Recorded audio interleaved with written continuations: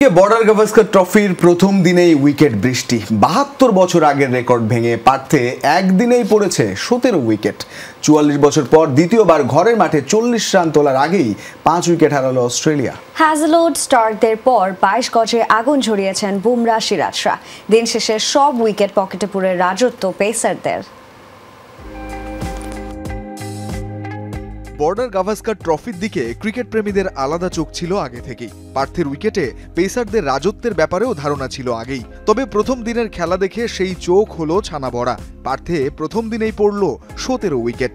বাঘা বাঘা ব্যাটারদের নাকানি চুবানি খাইয়ে ৭২ বছর আগের রেকর্ড ভাঙল দুদলের পেসাররা।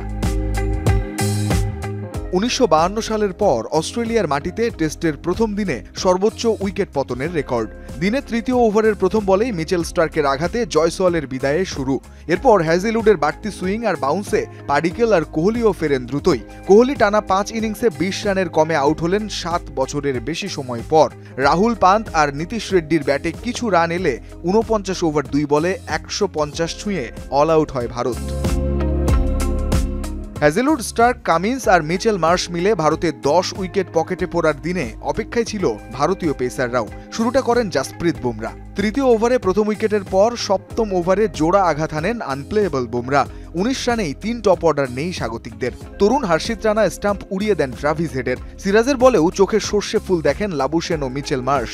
৪৪ বছর পর দ্বিতীয়বার অস্ট্রেলিয়া ঘরের মাঠে ৪০ রান তোলার আগেই হারালো ৫ উইকেট।